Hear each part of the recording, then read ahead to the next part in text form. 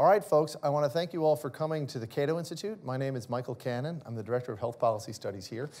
And we've assembled an illustrious couple of panels today to talk about and really celebrate the anniversary of the release of the Cato Institute's first health policy book. That book is Patient Power by John Goodman and Gerald Musgrave. It was released by the Cato Institute in 1992. One of the authors is here with us today. John Goodman will be on the next panel. To help us kick things off, though, we've got Senator Bill Cassidy here to offer some of his thoughts about patient power, about the state of health policy, about how patient power has influenced health policy in the United States and the state of health policy and health reform right now. Dr. Cassidy, I'm going to call you Doctor because it sounds more illustrious than Senator. Dr. Cassidy served first in the Louisiana State Senate in the House of Representatives and has been in the U.S. Senate since 2014. But prior to that, he was a practicing physician in Louisiana, including in Baton Rouge, where he grew up. And he now serves on the Finance Committee, the Health, Education, Labor, and Pensions Committee, and the Veterans Affairs Committee, the three Senate committees that have the most to do with health policy. So, Dr. Cassidy, Patient Power was a really revolutionary book because health policy debates in the United States prior to Patient Power, really didn't incorporate the idea that the individual patient should be the one controlling his or her medical dollars, making his or her own health insurance decisions. What can you tell us about the impact of this book and how it's influenced your thinking and its impact on the broader health policy debate? So I think, my background, I worked in a public hospital for the uninsured. And in that, ultimately, the legislature controlled everything. And you couldn't help but notice when the legislature controls everything, the decisions are made not by the patient, but rather by the legislature or the person whom they designate. The example I always use, I shouldn't laugh, but it just in retrospect. The hospital in which we worked had a broken door, and the broken door stayed broken for a year and a half to 2 years. And you would say, no, when I say broken, I don't mean like a glass pane. I mean the door was off the hinges. And you would just walk in, and then there'd be a second door. And a friend of mine who's from Uganda, a physician who came to practice with me, he goes, this looks like a hospital in Uganda. I'm thinking, well, ooh, it's probably not a good thing. And that's because there was no money. The patients had no place else to go. And so why spend the money on that when the patients had no place else to go? The patient didn't have the power because she could not go someplace else. I contrasted that with where my wife practiced, a hospital for women. Women make 95% of the decisions in healthcare.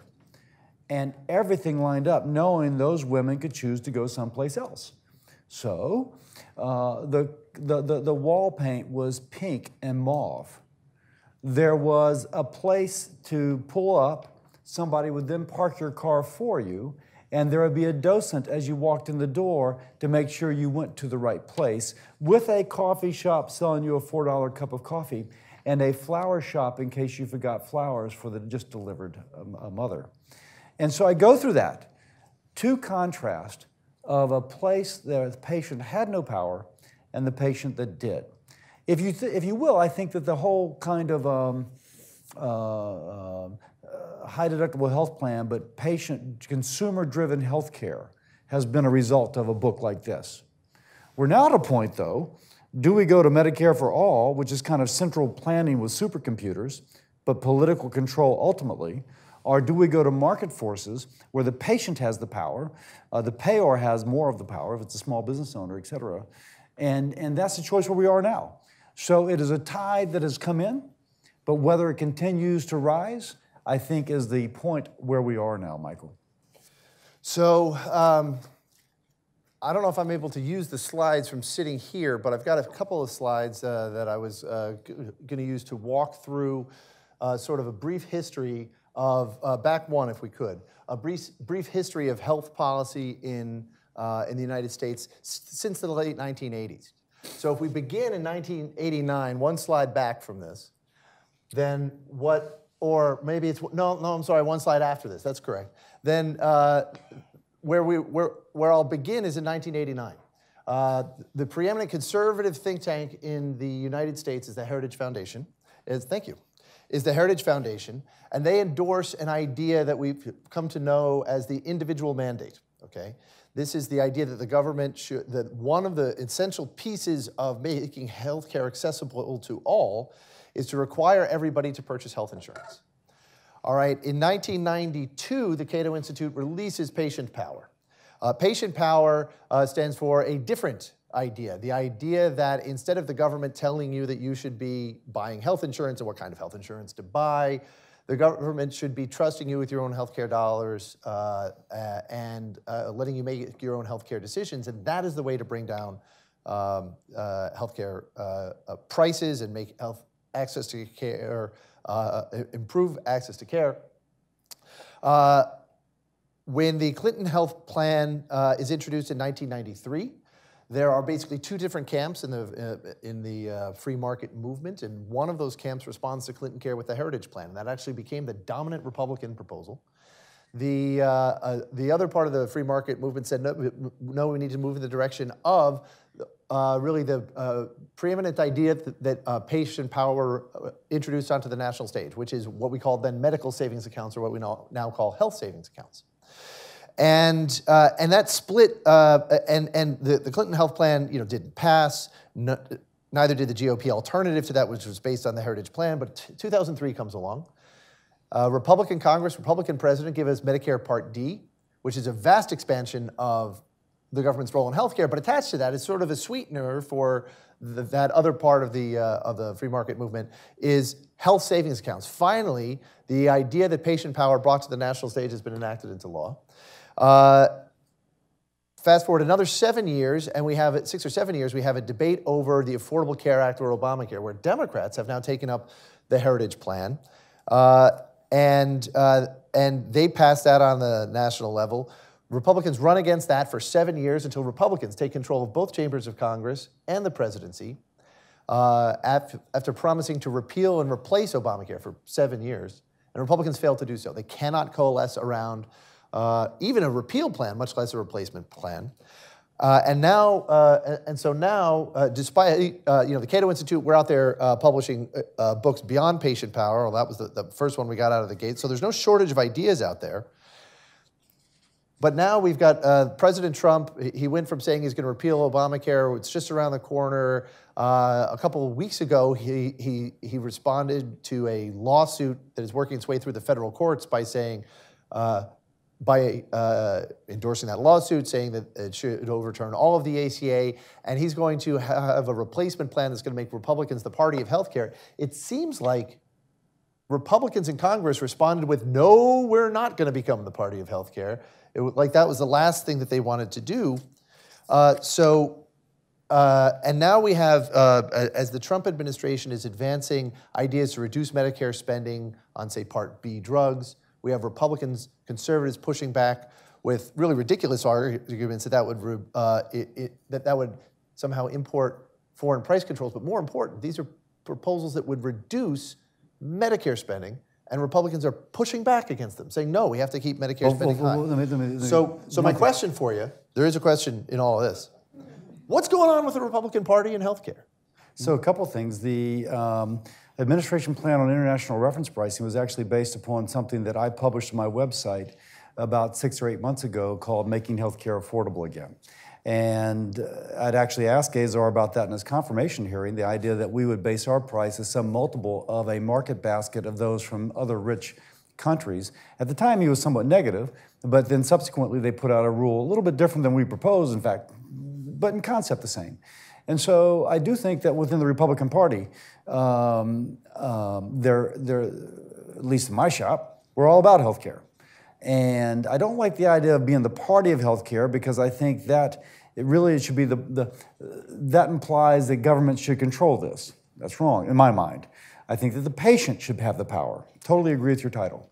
But I do think that we've got free market ideas out there. We're working on surprise medical billing, for example, which is a market failure. We're working on price transparency.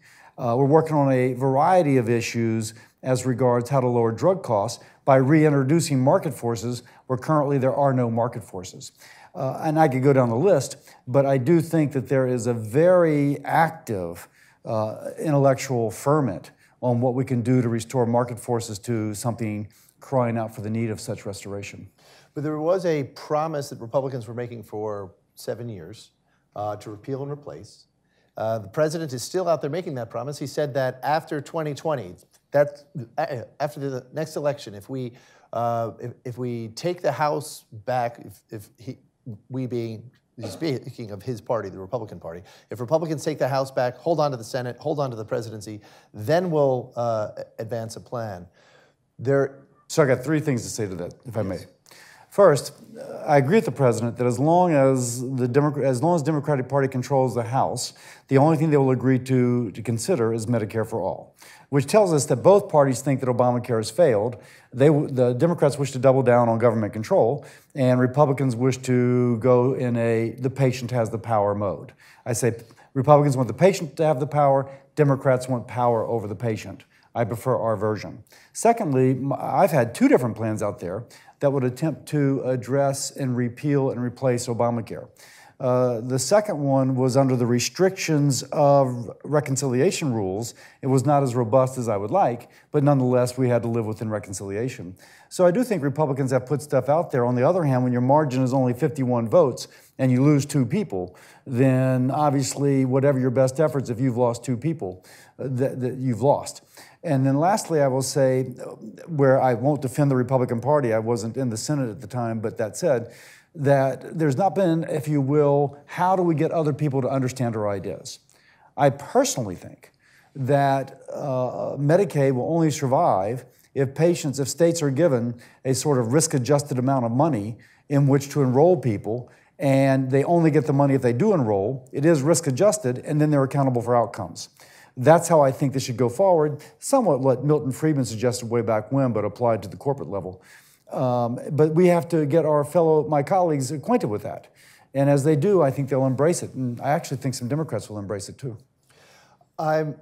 You point out that the Republican margins in both the House and the Senate are narrow, or were in 2017. Certainly it's still narrow in the Senate. They lost control of the House. But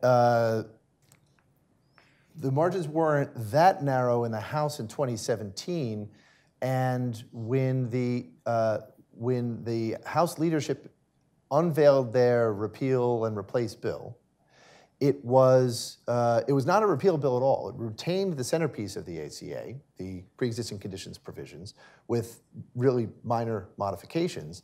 And so, can you really say that that narrow margins are the reason why the Republicans were not able to do anything? And can narrow margins really explain we're not able to repeal Obamacare, first of all? And can narrow margins explain the failure to coalesce around one way of trying to address healthcare? Because it does seem that, in 2008, 2009, 2010, and then ever since then, the Democratic Party was able to coalesce around one plan. There were divisions. They were able to coalesce around one plan and defend that ever since, even as now there's some divisions over what direction to head in now with respect to Medicare for all versus something short of a single-payer program like a Medicare buy-in. Is there more unity? Is there less unity on the Republican side than on the Democratic side when it comes to healthcare? First, let's kind of work backwards. I think that's a line from All the King's Men. It's conceived in iniquity. If you read Stephen Brill's book about how Obamacare was fashioned, it was conceived in iniquity, in the sense that there were all the stakeholders, pharma, hospitals, insurance companies, who were at the table. Deals were cut for those stakeholders so that they would do very well financially after Obamacare passed. The taxpayer and the premium payer footing the bill. And you can see that has played out. So part of the reason there's such unanimity after its kind of initial contentious being put into public policy is that now you have all the stakeholders who are making all kinds of money continuing to support a process. And if there's ever an alternative which threatens that business model, then either directly or indirectly, those stakeholders come out in great opposition. I was a recipient of some of these faux studies where a plan we put forward, which lasted for 10 years, was scored by Avalier over 11. And in the 11th year, of course, it was not authorized, so therefore funding went off. And whoever paid for the study got the result they wanted, the headline they wanted. We cut by X amount, which was that 10th to 11th year. Total sham. But that's the way the game is played. So I think that unanimity is in part buttressed by these stakeholders who are so invested in keeping their profit margins, the swamp, if you will. That said, what about a replacement? I do think that on the Republican side, there are principles that we agree to. The Children's Health Insurance Program is a very popular program. It is bipartisan in origin, bipartisan in reauthorization. You can imagine a CHIP 2.0, if you will, along the lines of what I just described. They go to a state, say, listen, you have this patient population here, and in Louisiana we have a problem with HIV and obesity, and maybe someplace else they have a problem with opioids, and someplace else they have a problem with pick the condition, but you're going to have a risk-adjusted amount that you'll receive, but you only receive it if the patient is enrolled into a program. And if you lower cost, you get to keep the delta between that which you formerly spent and that which you're now saving, as long as that extra money is reinvested into public health, for example, in my state, to prevent the transmission of HIV. You bend the cost curve not by artificially cutting rates, but by cutting the incidence of very expensive illnesses. Now, I think that is something that is built upon a model Republicans have been very familiar with, empirically we know works, and can be enhanced and extended. One last question, and then we'll take some from the audience if you have time. Do you have, I mentioned that your committee assignments are Finance, Health, the Health, Education, Labor, and Pensions Committee, and Veterans Affairs, the three committees that have the biggest hand in shaping health policy. I can envision lots of Democratic senators wanting to get on those three committees specifically. I can't envision a lot of Republicans doing so. Are you unique among Republicans in that way? Do other members of your caucus embrace health policy the way you do?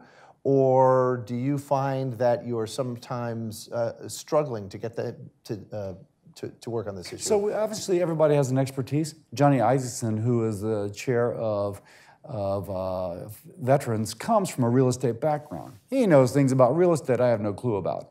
On the other hand, he has schooled himself into health policy. Now, as a physician and as a guy who comes from a hospital caring for the uninsured, I have a unique perspective, just as Johnny does on real estate that I do not have. But I do think my colleagues work very hard at understanding the issue. I was just speaking to both Chairman Grassley on Finance and Pat Toomey about an issue. He's the chair of the Health Subcommittee, on an oversight issue we could do regarding Medicaid. And they were both enthused about it. So I think that there is, may not be the same expertise. And to your point, Finance is a highly sought after committee. And folks who are both Health and VA, I think, really like being on those committees. So I do think that there is, again, an enthusiasm about those committees. Okay, do you have time for questions? I think I do. Okay. Then we have a couple migrophones. If you could raise your hand, we'll send the microphones to you. First question will be back there. Please state your name and affiliation and make it a quick, crisp question, please. My name is Linda Recht. I'm from the State Department. I wanted to know what you think we can learn positive and negative from Veterans Affairs healthcare. You know, the Veterans Affairs Committee, what can we learn? From my perspective, you can learn that if the patient doesn't have the power, then inevitably the bureaucrats will abuse. And so you think of the VA in Philadelphia, where moving expenses were being manipulated, positions created, and some people slotted, not others, principally for the knowledge of the insiders. That is wrong. Now, the VA is doing all it can to become more responsive. I get that. But if you have the so-called street-level bureaucrat, so we had testimony from somebody at a VA hospital about how mentally ill patients would have to come from an hour and a half away, and if they were missing their appointment by 15 minutes, they were not rebooked later in the day, rather they were rebooked for several weeks later. Now, mentally ill patients coming from hours away are not likely to show up for the return appointment. So there is now that said, there are committed VA healthcare personnel. I get that. But I do think that the bureaucracy is immobilizing at times. And so what we need to learn is there has to be flexibility. The patient has to be first. The VA works where the patient is first. It does not where the people who administer are getting the benefits, not the patient. About down here in front, and then over on the right, please. Well, okay. Kate Jacobs, retired ordained clergy. When I was pastoring in the early 90s, a very wealthy member accosted me and said, "Why do you think healthcare is a basic human right? Do you think healthcare is a right?" Society has decided that healthcare is a right. Now, I am very much a practical person. We can argue how many angels can dance on the head of a pin. But the reality is that if a patient's in a car wreck on the side of the road, they are not first checked for their insurance and their ability to pay. Rather, they're taken to a hospital and we figure out how to pay later. Very expensive way to deliver the care, but that's the way it works. So society has effectively decided that healthcare is a right. We can have all the philosophical arguments you want, but practically speaking, society has decided that, and that is the bottom line. Sir? My name is Kevin Pham, and my question was, there's a lot of extra governmental organizations that hold a lot of the market power outside of the hands of patients in, like, for instance, the hospitals, organizations that maintain the ICD codes and whatnot. Organizations that what? That maintain, like, the ICD codes or, like, accreditations for hospitals or med schools and stuff like that. And those are extra governmental. Do you have an eye on these organizations, and what do you suppose that we should do about them? Well, I can't really say, simple answer, no, which is not to say they should not be looked at, but we only have so much bandwidth. But, you know, I'm constantly hearing from some physicians, I think it was under Obamacare, that an alternative way of accreditation for recertification occurred. And there's always a sense that this was designed to benefit the organization that administers, not the individual physician. But again, I've not looked into that personally entirely because of bandwidth. I do hope that the last two questioners ask the same questions of the next panel, because they would be great questions for the next panel. Sir, on the far to the left there, and then to my left anyway, and then the gentleman on the aisle, please. Thank you. Senator, I was wondering if you could explore somewhat the tension between what you said on one hand about what you saw when government and bureaucrats ran hospitals and healthcare, but on the other, looking forward about proposals that will have bureaucrats price setting when it comes to surprise billing. We'll have fewer what? About bureaucrats being involved in price setting to deal with surprise billing or IPI in international markets. Well, so my simple question is why you think that perhaps price setting in bureaucrats compared to more market-driven solutions and that sort of tension that exists there. So first, I'm not sure in surprise medical billing, what we're working on does not price set.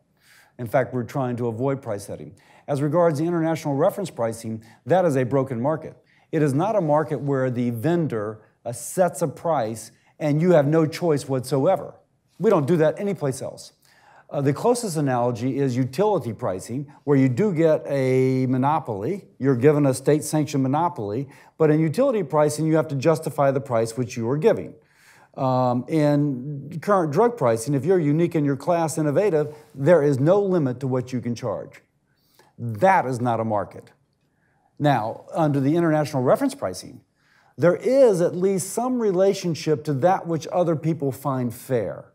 And you could argue, well, wait a second, this one country didn't do it right, so you do a market basket. Now, you could say, well, wait a second, we shouldn't do that. We should just import the drugs. Some advocate that because that would restore the market.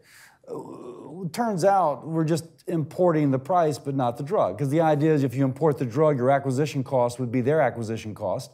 It's far more efficient to say, what is your acquisition price, and that's what we're going to peg to. So is it ideal? No. But do we want to reward innovation with some sort of monopoly? Yes. Do we want the ability for someone to price a drug of low marginal value at whatever they wish, but have a fancy marketing campaign which drives demand? No, we don't. So we're trying to seek that balance. If there's a better balance, I'm so totally open to it. Okay, I think we'll make this the last question for the senator. Gentleman on the aisle, please. Ian Hogg. I'm a student at George Mason, a senior student. This subject is very interesting, and as you can tell from the accent, I'm British, where we have, healthcare for all, and the American healthcare system is the most expensive, in the world, but it doesn't actually achieve the best health in the world for the American population. One little example of that is that, America pays a lot more for drugs than most of the rest of the world. Does that mean that the drug companies are making super profits, in America, but they're making less super profits in the rest of the world? So a couple things. I mean, you have a lot of things loaded into that statement and question. Clearly, drug companies are making their biggest margins in the United States. And they would say that the U.S. pays for their R&D. And that's probably substantially true. And therein lies the idea behind the international reference pricing, that you could somehow shave that, maybe force a little bit of the underwriting of that R&D to other rich countries. You squeeze a little bit here, and it's like a tube of toothpaste that spreads out there. Now, but by the way, one more thing I will say. As regards the poor outcomes in the U.S. system, it's been a little while since I've looked at this. But if you take Americans over age 65, we actually have better outcomes. If you look at our higher mortality rates, those are typically diseases associated with self-destructive lifestyle.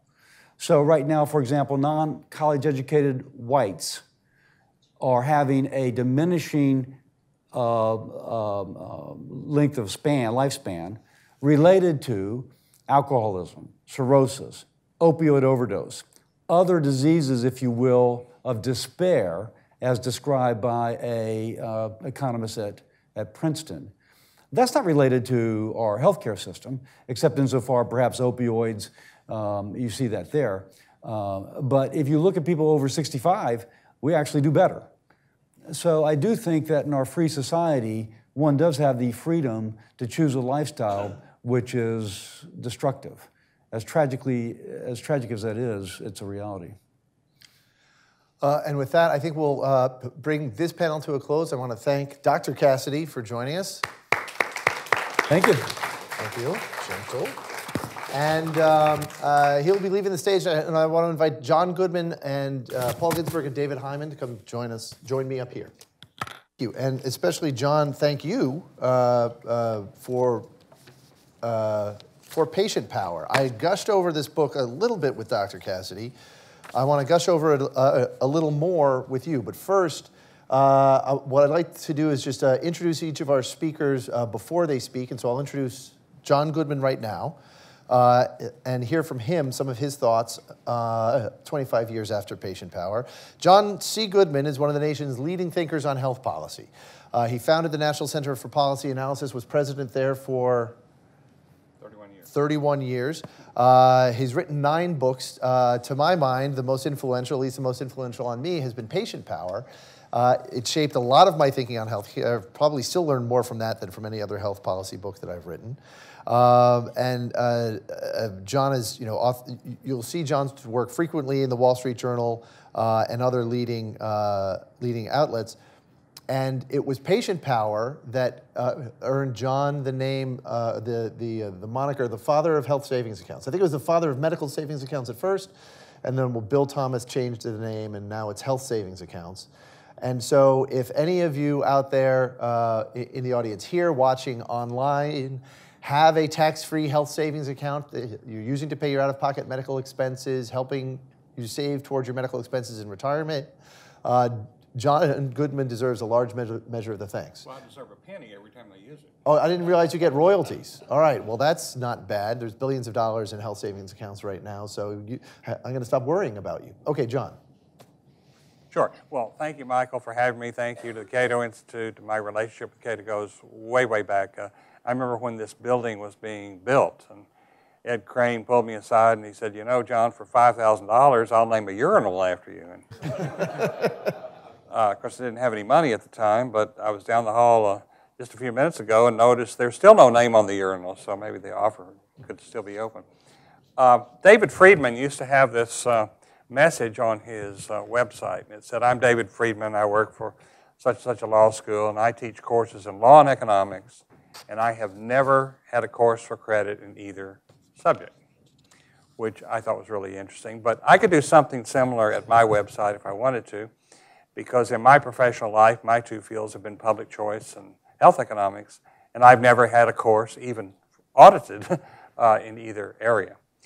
David, of course, had an excuse. He learned economics over the breakfast table from the economist who was probably the best economist in the world at the time. And over at the Chicago Law School, all the people cutting edge applying economics to law were friends of the family. So with all that, you don't need to go to class. In my case, there was a different reason. Nothing was being said in the classroom that was helping me answer the questions I wanted to answer. Now, 40 years ago, I did a study of the British National Health Service. It was mentioned earlier.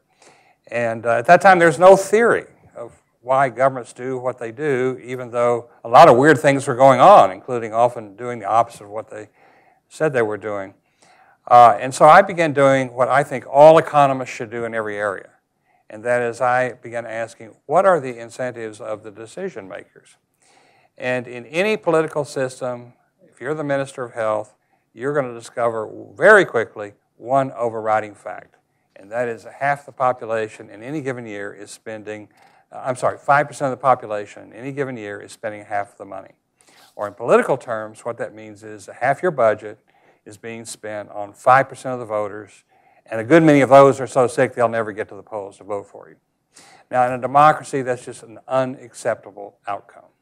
And so what the British started doing, and I documented this a long time ago, is they took money away from the really sick and spent a lot of dollars on the relatively healthy. Or if you like, they were taking money away from the very few really expensive people and spending a lot of money on a lot of other people who are with far fewer problems. The same thing is true in Canada. Just to give you one example, in Britain and Canada today, it's a lot easier to see a doctor than in the United States, significantly easier. But there are fewer things that doctors can do. So if you're in Canada and you have a serious problem, you're probably going to go to the emergency room. Now, in a typical province up there, the wait in the emergency room is 4 hours on average. And 1 out of 5 patients leave without ever seeing a doctor because they simply get tired of waiting. Well, once I began to understand how decisions are made in political, how the politics of medicine works, I began to better understand how our own Medicare system works. Because what's happening in Medicare is that we're offering a free wellness exam to every senior in the country, even though doctors say it's worthless and there's no reason to spend money in that way. And yet at the same time, if you're really sick and you go in the hospital for extended time, there's no limit to how much you could end up paying. And in our Medicare drug program, we make inexpensive drugs that almost anybody could afford available for free or almost for free. But if you're sick and you get into the donut hole, you can pay thousands of dollars. Now, there's no way to explain that except in terms of the perverse incentives that I am describing. Now, then I turn my attention to the rest of the healthcare system. And here in the rest of the healthcare system, there is one other, we start asking what people's incentives are. The overriding fact in the rest of the healthcare system is this, that there is nowhere in the system that anyone has an incentive to pay the medical bills of people who are really sick. No one wants a really sick person. Not the employer, not the insurance company, not the hospital, not even the government agencies. And so, so what do employers do? We have a law that says they can't discriminate against the employee or the employee's families, but they're perfectly free to design health plans that appeal to the healthy and repel the sick. And long before there was Obamacare, a typical employer plan would cover primary care at no cost or very little cost to the employee. But if the employee went in the hospital, the employee could pay thousands of dollars out of pocket for care. Now, when you go over to the exchange created under Obamacare, you have two forces. You have the government coming in one direction and the private insurance companies in another. So politicians do what they always do in the politics of medicine. they say, well, look, we need a lot of free services for a lot of voters, so contraceptives are free, mammograms are free, a lot of other things are free. But if you get sick, you can pay $7,000 before the insurers start paying. If you're a couple, it could be $14,000. And if you go out of network, you could pay thousands and thousands of dollars and not be reimbursed at all. And why would you go out of network? Well, you wouldn't do it unless you had a serious problem that nobody in your network could take care of. And then on the private insurer side, we have a very imperfect system of risk adjustment. And the bottom line is that all the plans have an incentive to attract the healthy and avoid the sick. And you can see that in the way they design their plans and what they do. How do you attract the healthy? Healthy people buy on price, so you get the premium down. How do you get your premium down? By having really high deductibles and by paying the doctors and hospitals Medicaid rates and saying if you don't want to accept a Medicaid rate, you're not in our network. So that's what they're doing. So where I live in Dallas, Texas, you cannot find an individual plan anywhere, not just in the exchange. You cannot buy individual insurance in Dallas, Texas that will get you through the door of UT Southwestern, which is probably the best medical research facility in the whole world. If you're in Texas and you have Obamacare, you can't go down to MD Anderson Hospital. Around the rest of the country, you're denied access to the Mayo Clinic, and we could give many, many more examples. Bottom line is these folks are denied access to the best doctors and the best hospitals. And the reason is because nobody wants them in the plan to begin with. They don't want sick people, and they have no incentive to design a plan that's good for sick people. One of the point I want to make is that nobody understands this system. The people who think they do, the doctors, the insurance companies, the health directors of companies, but they really don't. So if you ask a doctor, what's wrong with healthcare today, they say, well, the insurance companies, the government, sometimes the patients. Well, doctor, what would happen if the insurance company and the government weren't there? Oh, well, then we'd be practicing like Dr. Welby, right? They really think that.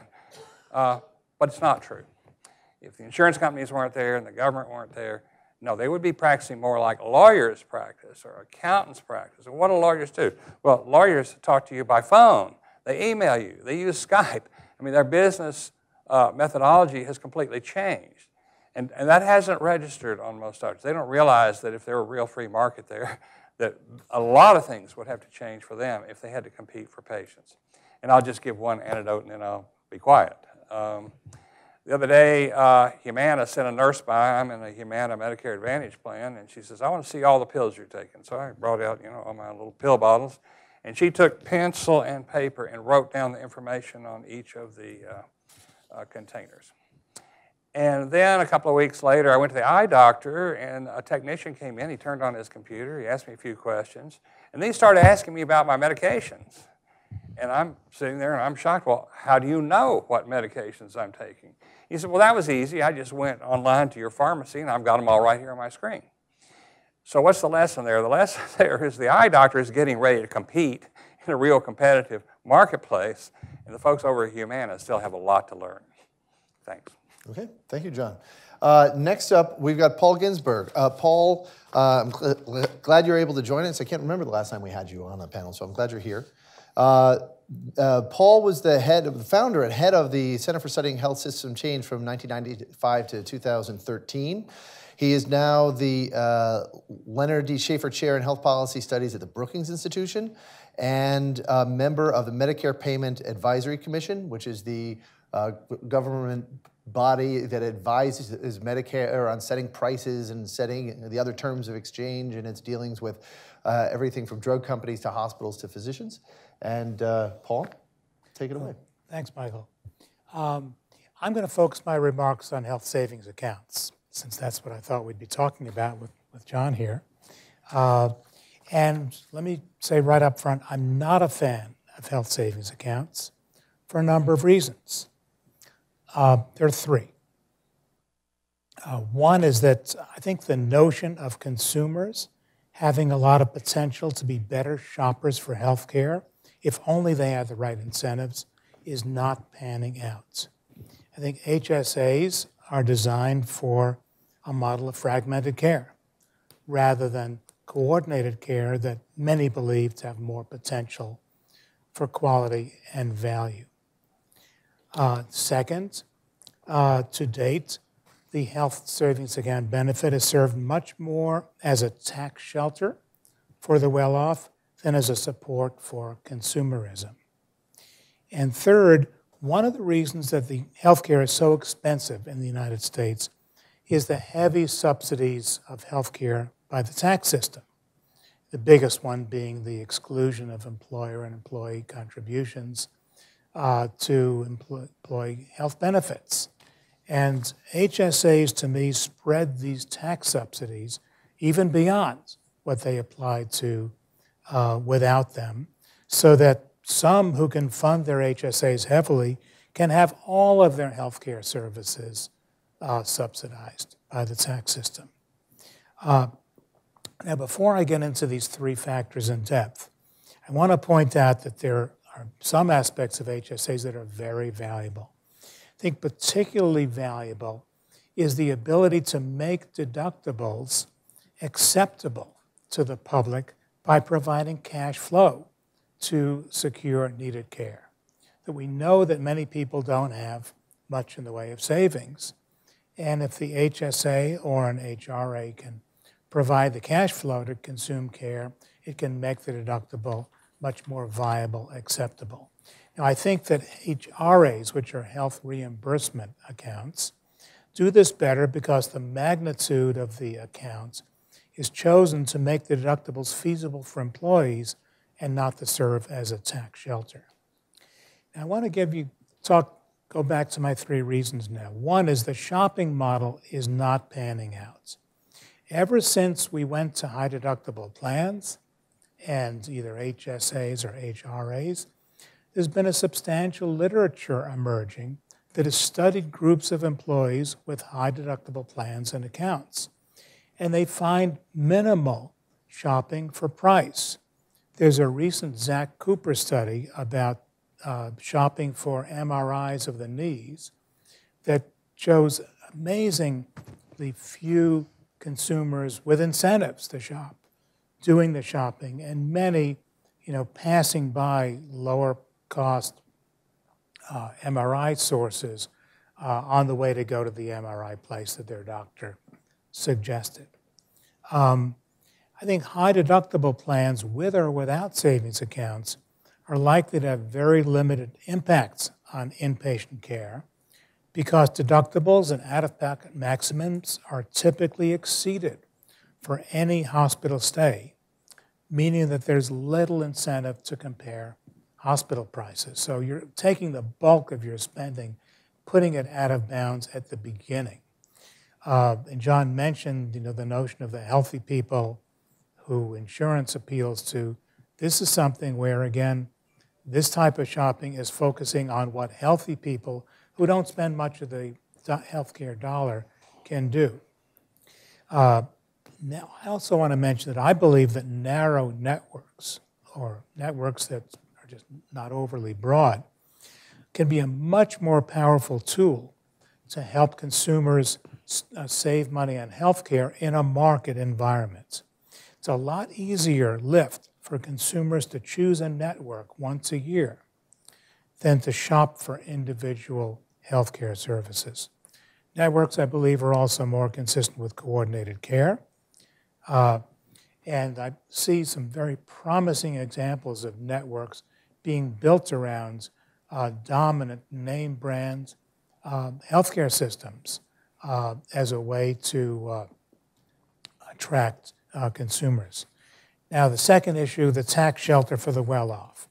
I went to some of the IRS tables, and for 2014, found that 61% of the value, the tax-saving value of the HSA exclusion and the HSA deduction, the latter is what, when people make their own contributions to the HSAs, goes to households having an income of $100,000 a year or more, a category which only accounts for 16% of returns. This is a tax shelter. I think it appeals to many people because of that.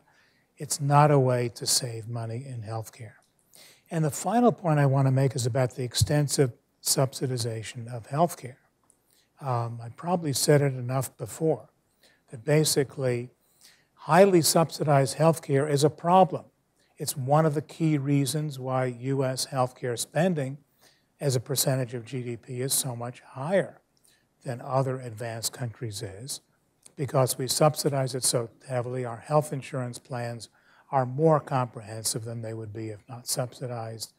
They're less restrictive on care. And if we just take that subsidy that goes through our employer-based health insurance and then expand that to all the rest of healthcare services, including the ones that are not important enough to be typically covered by insurance, we're just going to drive healthcare spending even higher and contribute to the inefficiency in our system. Thank you. Okay, thank you very much, Paul. And next up is David Hyman. David is an adjunct scholar at the Cato Institute and a professor of law at Georgetown University.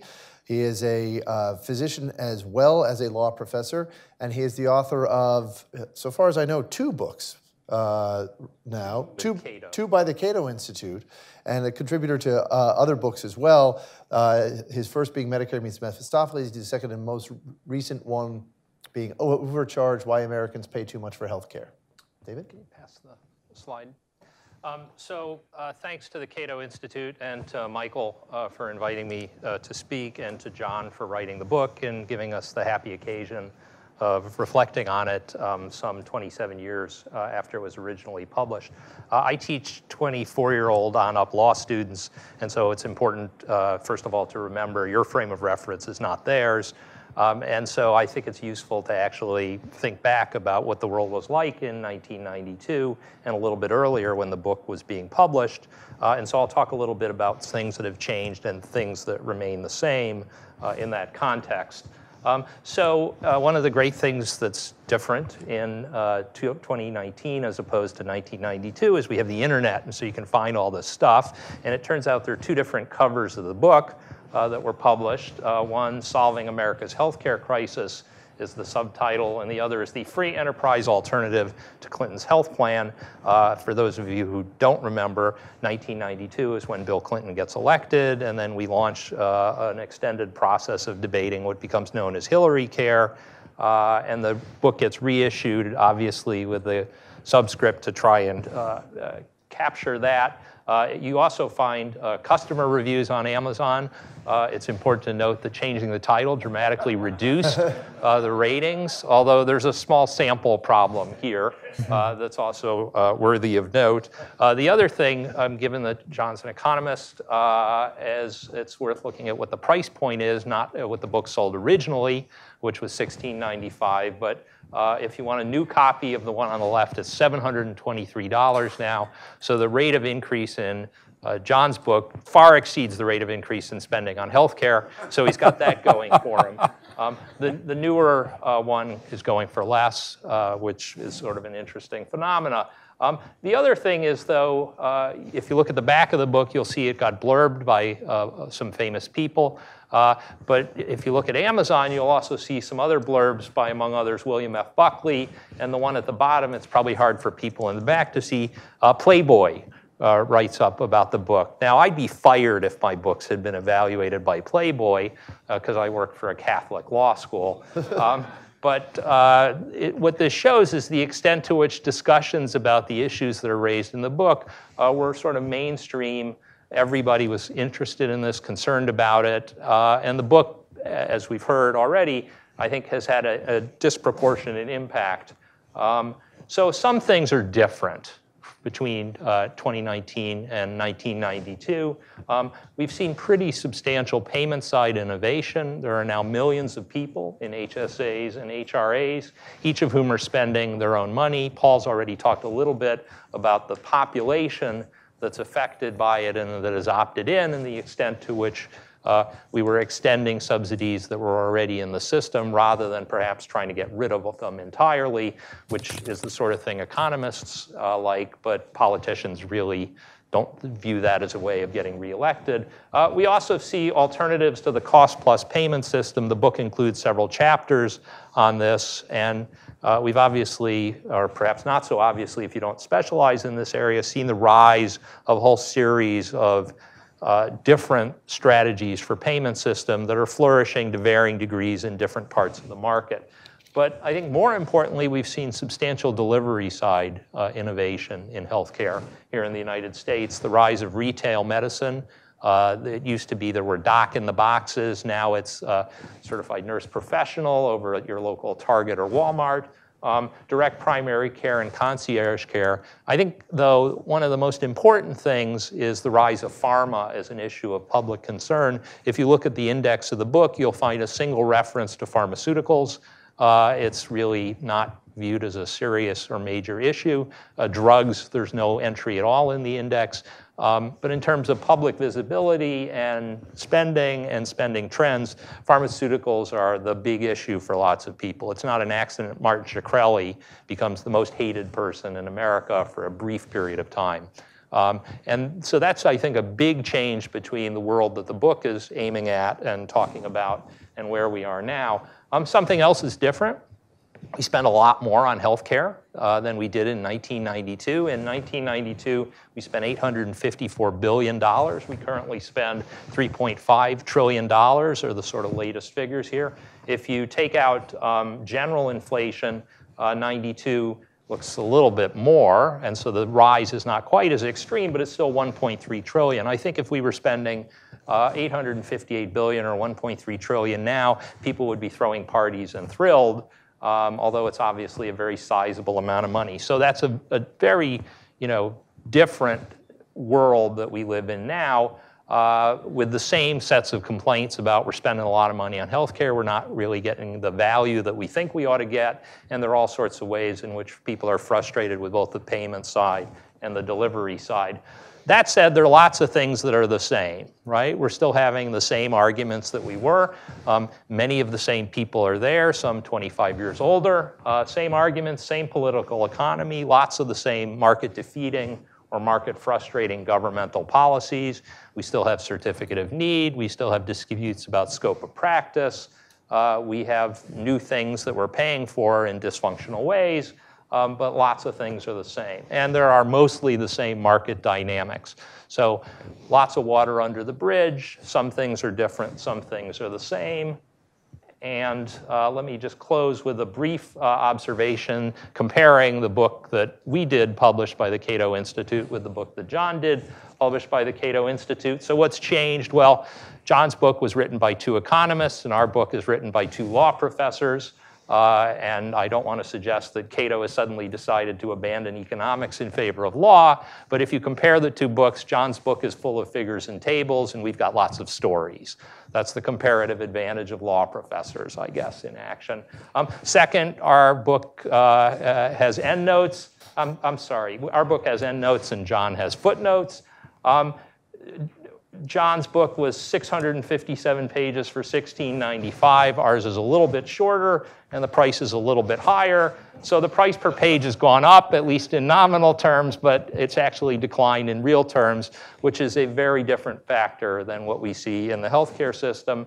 And the final point I want to flag, which dovetails with larger disputes about healthcare and surprise medical billing, is to ask the question, are list prices meaningful in the book market as opposed to the healthcare market? So let me stop there and turn it over to Michael. Thank you. But at more than $700 for a new version of the first edition, that's more than $1 per page. So it's more than double the price of Overcharged at this point. I guess it's appreciated. John just bought up all the supply. That's right. I should have. So that was actually not 2 versions of the same book, though. That was the original book with the subtitle "Solving America's Healthcare Crisis" was the big 600-page one. Subsequent to that, when the Clinton health plan was introduced, well, first by the administration and then in Congress, the Cato Institute put out an abbreviated version, which is the Patient Power, the free enterprise alternative to the Clinton health plan. It came out in a couple different iterations. There was this, which looks like it's, a 4 by 6 size. There was also a smaller pocket version of this this same edition. So before we move on to a discussion, I wanted to share some observations about the book. A couple things that I think it got right and that really helped to advance the debate over health policy and healthcare reform in the United States. And then a couple things I wish I had seen more of in Patient Power. So the three things that it got right is obviously first on the list, you have to put medical savings accounts. Because if you recall, prior to 1992, with its huge tax preference for employer-sponsored insurance that favors not only employer-sponsored insurance over other types of insurance arrangements, like insurance you would purchase directly from an insurance company, the tax preference for employer-sponsored insurance favored third-party payment over direct payment for healthcare services. As a result, employer plans were getting more and more generous over time. They were, I don't like the word generous. They were getting more and more comprehensive. They covered more and more stuff, insulating the patient from the cost of the care that the patient was consuming. And the idea that we could change this distortion in the tax code in a way that leveled the playing field, to an extent, leveled the playing field between first-party payment and third-party payment was revolutionary. And there are, there are fair criticisms of that approach. Some of Paul's criticisms, I think, are not only age-old criticisms that have been around since John and Cato published Patient Power, but some of them are, I would say that some of them are even valid. I mean, there is a problem in that the tax preference is worth a lot more to people at the higher end of the income scale. I have a different diagnosis of exactly why we see that symptom there, and we can get into that later. But medical savings accounts and health savings accounts really were a revolutionary idea, and John deserves a lot of credit for his foresight in bringing that idea to the nation's attention. Number two, Patient Power attacked the idea of licensing healthcare clinicians, licensing doctors. It attacked the idea that you should have to get the government's approval before you can practice medicine. That's something that rarely even happens today, much less back in 1992, where everyone assumed that, of course, you need the government to sign off on, to create that barrier to entry into the marketplace. John, as some other economists had done, but John and Gerald Musgrave popularized, this has had a lot of negative effects, not only increasing the prices for healthcare services, but also restricting choice in health insurance and maybe even impacting the quality of care, not in a positive direction, but in a negative direction. And finally, this is something that John spoke about in your opening remarks.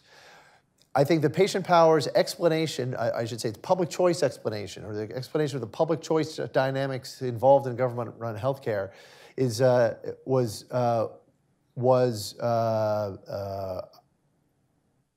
I don't want to say revolutionary. It was the application of some ideas that were being kicked around at the time to healthcare where no one else had applied them before. The idea that a government-run system will always favor the elites over the healthy and will always favor the healthy over the sick because that's where power is in a democracy.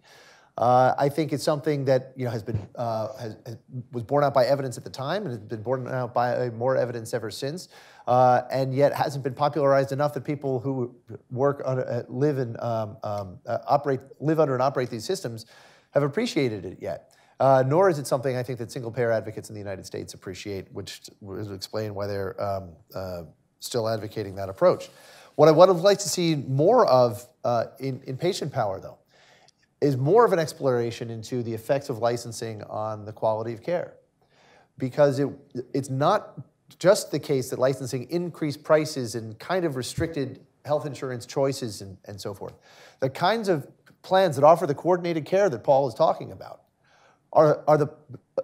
were the main target of organized medicine once organized medicine came to control, once the AMA and its member organizations, really came to control the barriers to entry into the medical profession that the government had created. And they used it, and John does talk about this in his book, Inpatient Power. They used that power to block competition from plans that offer coordinated care, like the Ross Luce Clinic and other integrated prepaid group plans. The reason Kaiser Permanente broke through and is still, and now the only fully integrated prepaid group plan is because Henry Kaiser was a billionaire, and you needed a billionaire's wealth to be able to break through these sorts of barriers. Those plans offer all sorts of, or strong on all sorts of dimensions of quality, like coordinated care, where the rest of our fragmented fee-for-service healthcare sector is weak. And I think, if anything, Patient Power understates the case that licensing has had a negative impact on quality. I believe that it's in Patient Power that John makes the point that tax preferences are just the flip side of a mandate. That if the government says if you buy health insurance, you get a tax break, what it's essentially saying is the existence of, or what it's saying is either you, it's the functional equivalent of the government saying buy this product or you'll pay more money to the government, you'll pay a penalty to the government. We may call it a financial incentive or a tax break, but the economics are really identical. I think that if we had, if Patient Power and other authors along the way had focused more, and John has done this, focused more on how a tax preference to purchase health insurance and a mandate to purchase health insurance are functionally equivalent, I think health policy would have come a lot farther than it has so far. And the third thing that I think I would have liked to see more of, if I could get the remote, please, is if you look at the tax exclusion, and we can call up my slide deck again, please. If you look at the tax exclusion for employer-sponsored insurance, which is one of these a tax preference for people who purchase health insurance, you will notice that it operates in the following manner. It says to workers, either you let employers control, let me see if we have this here, about $15,000 of your compensation, and allow, if you have a family plan through your employer, and let your employer use that money to choose your health plan, then you're going to have to pay taxes on that money. What that does is it tells workers, either let someone else control your healthcare, your health insurance dollars and pick your health plan, or you're going to have to pay more money to the federal government. As I mentioned, that's the functional equivalent of a mandate. But there's something extra perverse about the tax preference for employer-sponsored insurance. It induces people to let their employer control that money and choose their health plan, which is, these are numbers for the Kaiser Family Foundation that show that in 2018 it was employers who purchased family coverage for their workers reduced their workers' wages by about $14,000, $15,000 to pay the so-called employer portion of the premium. If you sum that up across all workers, then what you end up with is what I call spending subject to government coercion here, which is about $1.4 trillion or 37% of healthcare spending in the United States. That's how much of that's a huge chunk of health spending that the government controls, because it tells you workers, either you let your employers control that money and choose your health plan, or you're going to pay more money to the U.S. government. I think had we developed that, had Patient Power looked into this a little closer and developed it more, we would be closer to to getting rid of the tax preference for employer-sponsored insurance entirely, not just using health savings accounts to sort of level the playing field somewhat between first and third-party payment, employer-sponsored insurance, and individual market insurance. And if we did so, well, this is another perspective on all of the money that employers get to control, all the workers' money that employers get to control. It shows that the exclusion for employer-paid premiums is about, over the next, over a 10-year period, is about $4.5 trillion. But that's only about half of, that's the revenue loss of the federal government from the exclusion. If you compare that to the amount of their workers' compensation that employers get to control over that same 10-year period, it's only half that amount. In fact, the amount of money that that the amount of their workers' money that employers get to control thanks to the tax exclusion is about $9 trillion over a 10-year period, which you'll notice is about roughly equal to federal Medicare spending over that same 10-year period. So really, I think what Patient Power might have done better, and I think we all who work in health policy might do better, is focus on how the tax preference for employer-sponsored insurance, in addition to all of these perverse incentives that it introduces into the market for health insurance, is really creates a government program that's managed, that's run by private employers, that coerces employees workers into giving up control of their money to someone else, letting those people control their health insurance decisions, and that reforming or eliminating the tax preference for employer-sponsored insurance could be a tax cut on the level of eliminating the Medicare program.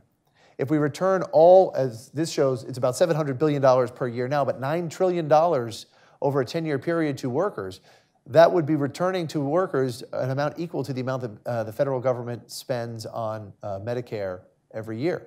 I think that instead of just a narrow focus on instead of just taking a narrow perspective on using health savings accounts as a way to give workers control over just the first few $1,000s of their earnings, I think we might look at the tax preference for employer-sponsored insurance as a sort of government program that leverages the tax code to separate workers from a lot more of their money than that. And once we do that, that points toward reforms that could eventually give workers control over all of that $9 trillion, or all the $15,000 they lose control over every year, which is actually something that David Hyman and Charlie Silver recommend in their book Overcharged. They go farther than just proposing to reform the tax code with health savings accounts, as John did in Patient Power, or with what I call large health savings accounts, which builds on John's idea to try to give workers all control over all of that $15,000. They recommend completely eliminating all tax preferences for employer-sponsored insurance. So with that, I want to just open things up first to John, if you want to respond to me or anything that anyone else on the panel has said before we go to make a audience very, questions. very brief comment. This may surprise some of you, but I have a lot of sympathy with much of what Paul had to say, and especially what he had to say about the tax system. I have always been more progressive than almost anybody in Congress who calls himself a progressive. I've always believed that in matters of health, we should all be treated the same by the government, regardless of income. I've always said that's in fact is in Patient Power. And also the medical savings account, it is not working the way it could work because it was designed by politicians. But here's what we need to say, that we know the market can work and work really, really well in healthcare. You know, when Canadians come down here for their knees and their hips, they get a package price. They know what they're going to pay. And that price is what Medicare pays or less. All right? Over in India, we have a huge market for medical tourism, some of the best medical care in the world, high quality, low cost. In the United States, in our Medicaid program, we have cash and counseling. The homebound disabled are managing their budget. Satisfaction rates are in the high 90%. You don't see that anywhere in the world. So we have lots of examples showing that we could really have a good, vibrant market for health care.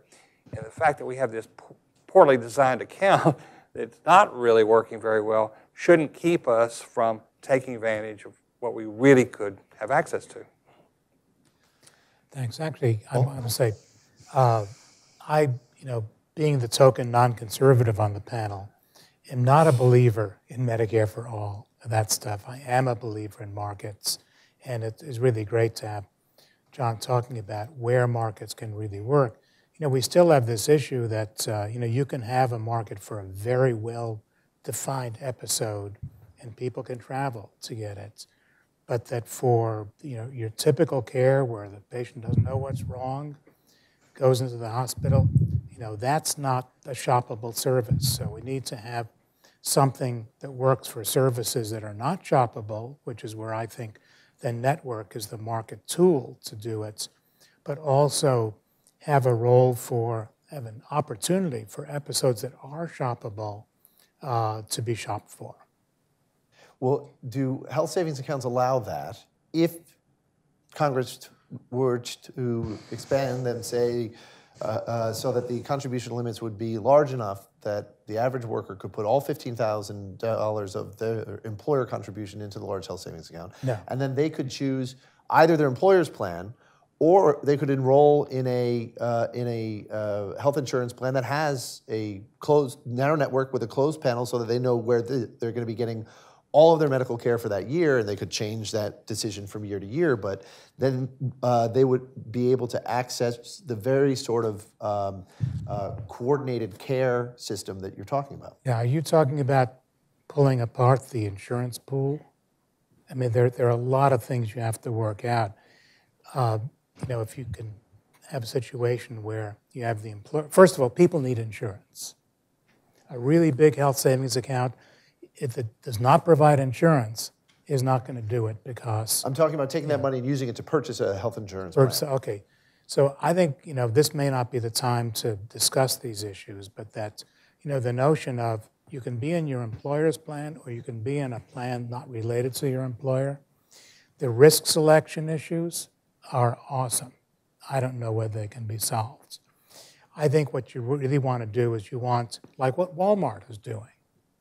You know, people who work for Walmart, who have the Walmart plan, are told, you know, you have a back, you think you need back surgery?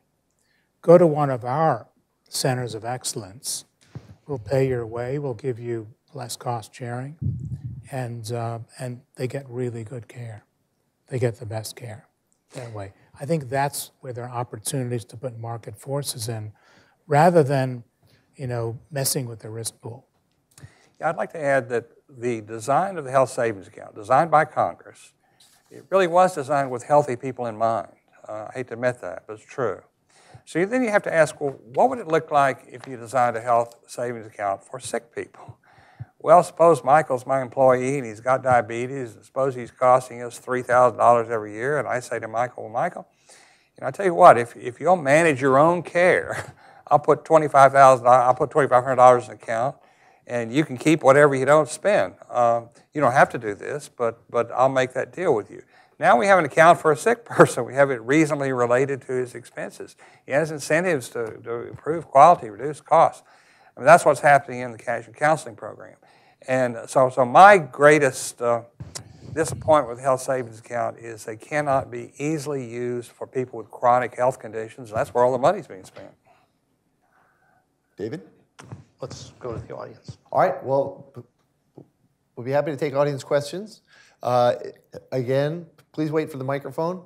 Please identify yourself and any relevant affiliation, and make them crisp questions. We got a question in the back right there, please.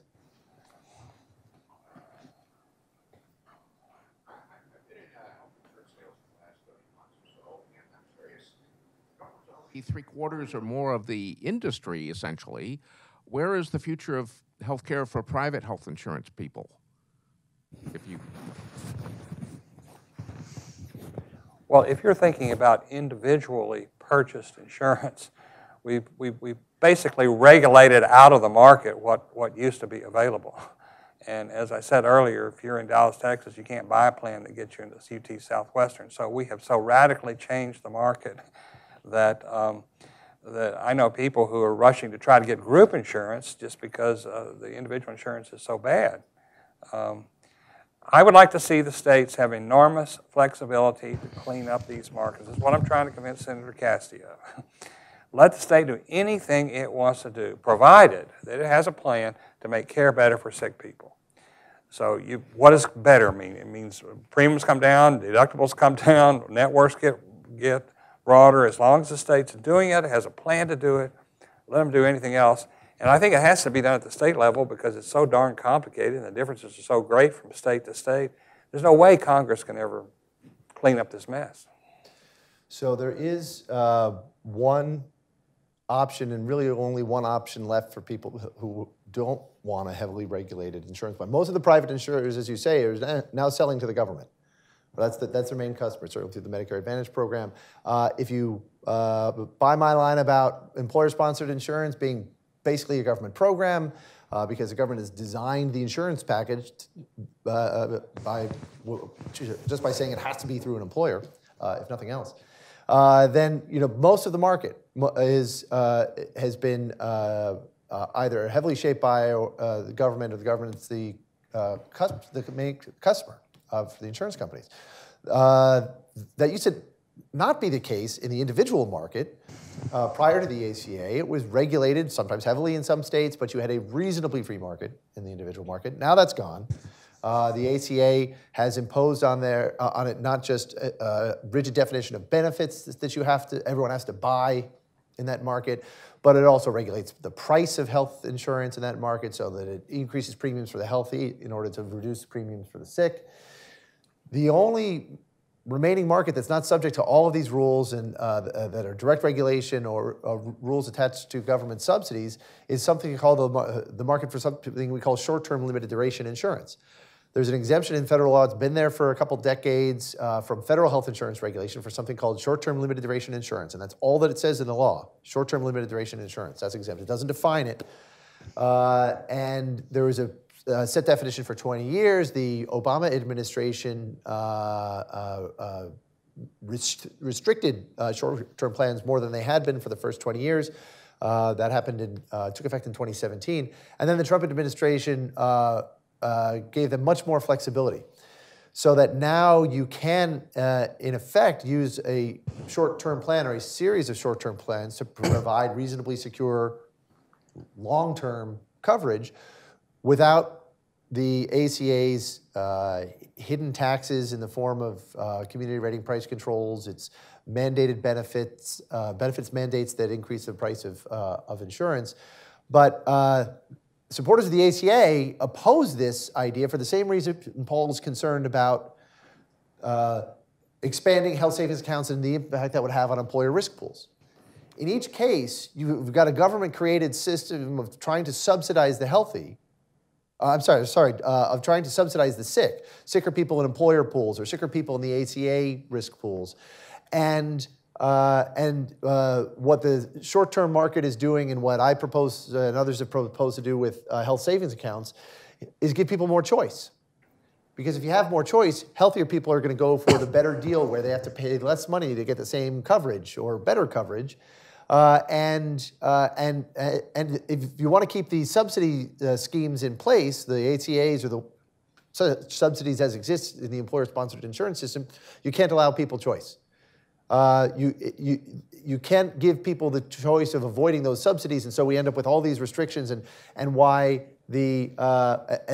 supporters of the ACA want to destroy that last bastion of choice in health insurance, because you can't allow choice if those subsidy schemes are going to survive, which should tell you something about how supporters of, say, a public option are likely to view competition from private insurance if ever they do create a public option in the exchanges or allow a Medicare buy-in or something like that. They're not going to look too kindly on competition, because just look at how they respond to competition when the short-term market competes with Obamacare, or when people propose to give choice to people in employer-sponsored plans and let other alternatives compete with employer-sponsored plans. So just a quick observation. The questioner referred to health insurance companies, and sometimes the shorthand is payers. Insurance broadly serves the functions of risk shifting, risk spreading, and risk distribution. Health insurance doesn't look like most of the other insurance markets, right? It's not focused exclusively on low probability but catastrophic outcomes, and it's partly through regulation and partly because of an adaptive response to the subsidies. It covers lots of things that we don't see insurance doing in other markets. And the typical, statement is your auto insurance doesn't cover you to do oil changes, whereas your health insurance covers your annual physical. I think there's also more subtle complications going on, which is large employers aren't shifting risk. They're self-funded, so they retain the risk. They use insurers to process the paperwork and to construct networks, which is an important part of value creation to the extent they're doing a good job in health insurance. And I think the payers part of this is, I think, also a telling general claim, along with the statement about reimbursement, that both of those are used in the context of the bills just are what they are, and our job collectively is to just write a check to pay for them. And I think what John's book is pushing back on, and the sort of consumer-directed healthcare, how well or poorly Congress structures it is a separate question, are trying to take advantage of markets and market incentives to the extent they're feasible in particular areas of the market. If you don't like what people are doing, don't lecture them about morals, change their incentives. And I think that's the context out of which the book certainly comes. Paul? Yeah, I'm really glad that David brought us back to what the meeting's about rather than to hash through the ACA.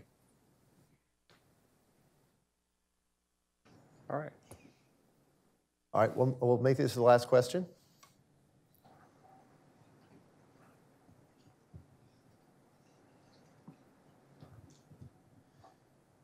Yeah, so when I was, Paul, when you were talking about your hesitations or your qualms about health savings accounts being used by, wealthier portion of the population, mostly for tax sheltering purposes, the first thing that came to mind was, well, most innovations are usually used by the wealthy first. Look at cell phones, look at computers. They start at a higher income bracket, and then they're proliferated, made cheaper, made better, all that kind of stuff. I work in a healthcare provider setting, so I've worked at this place for 8 months, seen probably 200 plus patients. 2 of those 200 had a health savings account, which they utilized in a very consumer savvy way. The rest of them were, by and large, pretty frustrated with what their insurance was covering and how their insurance was billed, and they were mostly confused and exacerbated about what they're getting from insurance and what they're paying in premiums and what they're having to pay in large out-of-pocket deductibles. But culturally, they still think there's still this association that employers are supposed to pay a lot of insurance, or insurance is supposed to pay a lot. They're not very savvy when it comes to them negotiating. It was a very small part. And this is more for the panel here. They're not, it seems to me in my interactions with these people, they very much want something like an HSA that gives them more bargaining power, more consumer savvy, more just buy-in in the process. Right now, they're just kind of being dictated by forces beyond their control. Is to get to that point where they're more aware of these options, is that a policy thing? Is that a cultural thing? What is the steps to kind of make HSAs more, I don't know, just people more aware of them, that it is an option? Well, are those choices being constrained by the market in which they're buying their health insurance? What are y'all's thoughts? Yeah, I think I'd rather go about it in a different order. I'd really say I think there's some potential for consumers to be better shoppers. And there are things that can be done. There are ideas about transparency. Many of them aren't very effective. But in a sense, if that's the goal, I think it has to be, it's a goal with limited upside, because so much of healthcare at the point of service is really not very sharpable. But if you want to encourage more shopping, you go at it from there rather than, HSAs aren't very extensive. How do I make them more popular? You're kind of saying, I have this solution, and the solution hasn't been adopted much. How do I get it to be adopted more? I think you start that, there are other ways to foster shopping behavior. There's a whole thing of taking steps to foster more competitive markets.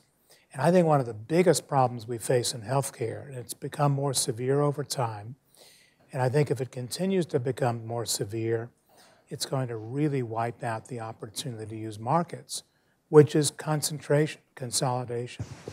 Healthcare is becoming increasingly consolidated, and I'm concerned that people like me who advocate more competition in healthcare and things the government should do to foster more competition are going to wake up someday and say, it's too late. We have no choice but to regulate all these things because consolidation has ruined the opportunity for competition. I think that's my big concern, frankly. Okay, first we need the tax system to completely be changed. So the government's giving us all the same tax relief regardless of income. So you get a tax credit. And it's fixed. And that means that any additional premium you pay, any additional deposit to a health savings account is all done with after-tax dollars. There's no subsidy at the margin. Then we need that account to be really flexible so that it wraps around any employer plan. Then we need employers to open up and be more imaginative. I don't know why employers are involved in primary care. So why not say to the employee, unless it's something serious, unless you're going into the hospital, unless you have cancer, here's $2,000 or $3,000. You handle all primary care, all diagnostic tests, and we'll see how well the market works. So that's between you and the Minute Clinic and whatever the market can do. And those are the three things I would do. David? All right. Well, I want to thank our speakers and thank all of you for coming. Thank you, John.